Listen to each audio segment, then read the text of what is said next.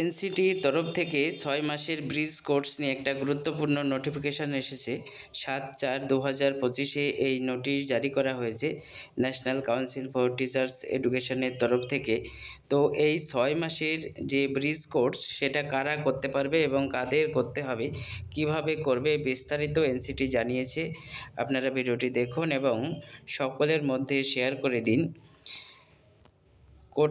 Supreme কোর্টের judgement অনুযায়ী supreme court যেটা জাজমেন্ট দিয়েছিল 11ই আগস্ট 2023-এ, যেখানে সুপ্রিম কোর্ট যেটা বলেছে, যে সকল ক্যান্ডিডেট প্রাইমারিতে শিক্ষকতা করছে, প্রাইমারি স্কুলের টিচার, কিন্তু তারা বিএড যোগ্যতা দেখিয়ে চাকরি করছে, তাদের কিন্তু এই 6 মাসের কোর্স করতে হবে।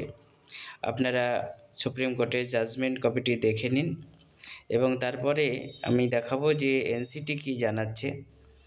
এখানে যে মার্ক করা আছে দেখেন, এখানে কি জানাচ্ছে, the candidate having BEd qualification whose appointment we are protecting in this judgement will have to undergo a bridge course, and we direct the educational authorities to devise such course which would be applicable for each state and union territory.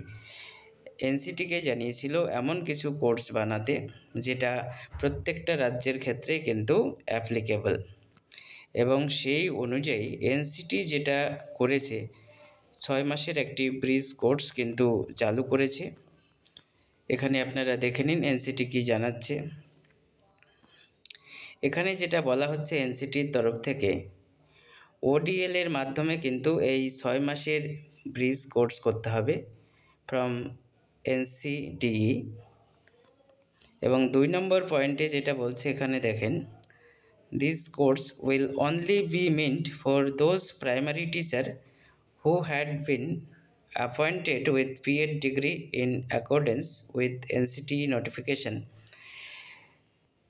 যারা 28/6/2018 notification অনুযায়ী B Ed degree নিয়ে primary শিক্ষকতা করছেন and who were in service before the date of honourable Supreme Court judgement, এবং তার আগে যারা in সার্ভিসে ছিল তারা কিন্তু এই কোর্স করতে পারবে। অর্থাৎ 18/6/2018 থেকে 28/11/2023 পর্যন্ত যারা প্রাইমারিতে শিক্ষকতা জয়েন করেছে উইথ বিএড কোর্স, তাদের কিন্তু এই 6 মাসের ব্রিজ কোর্স করতে হবে। অন্য কোনো কেউ কিন্তু এই কোর্স করতে পারবে না। আপনারা বিস্তারিত দেখে নিন প্রত্যেকটা পয়েন্ট কি জানাচ্ছে NCT. 6 month bridge course for primary teacher with BEd.